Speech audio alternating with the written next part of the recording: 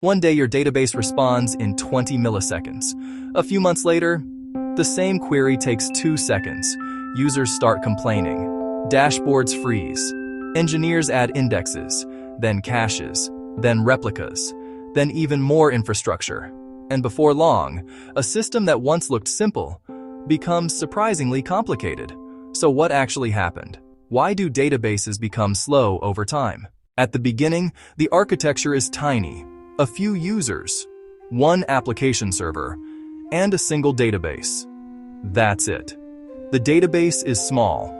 Queries are simple, and almost everything fits comfortably in memory. At this stage, even bad code can feel fast. But growth changes everything. More users means more rows, more transactions, more requests, and more data to search through. Now the database has to work much harder to answer the same query. Without indexes, the database scans rows one by one, like flipping through every page in a giant book. As the table grows, those tiny delays add up, and indexes create shortcuts. Then traffic starts exploding. Requests arrive faster and faster. At first, the system keeps up. Then queues begin forming. Users wait longer. Latency increases. Timeouts start appearing.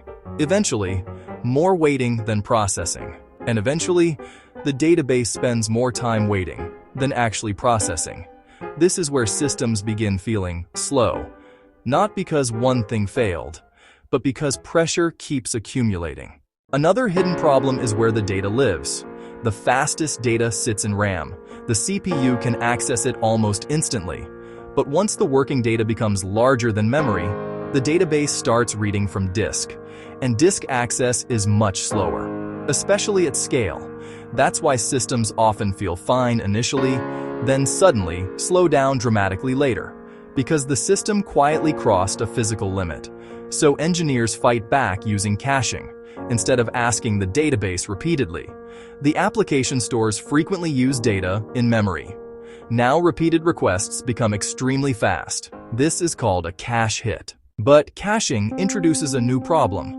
What happens when the cache has outdated data?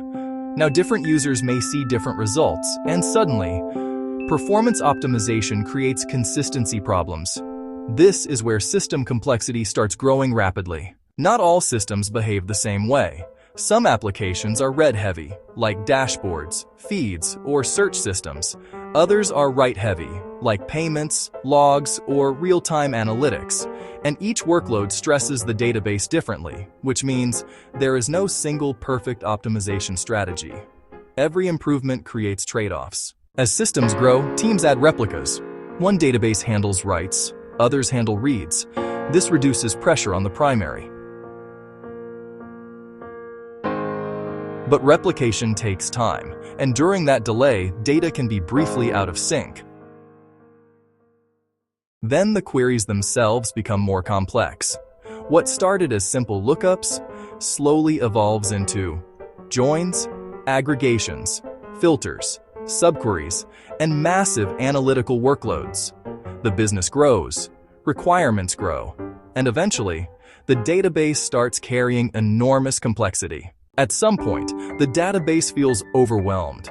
Too many users, too many queries, too many responsibilities. And this is usually how large-scale systems evolve, not through one catastrophic failure, but through years of accumulated pressure. What started as a tiny system slowly transformed into caches, replicas, queues, load balancers, shards, distributed regions, and massive infrastructure layers. And this is the most important insight. Databases don't become slow because engineers are bad. They become slow because success changes system behavior. A system that works perfectly at 1,000 users behaves completely differently at 10 million. Scale changes everything, and every optimization creates new trade-offs. That's the hidden reality behind modern software systems. And honestly, that's what makes distributed systems both painful and fascinating. If you enjoyed this kind of visual engineering breakdown, subscribe to Debug with Dorjee, because modern systems are far more complicated than they appear.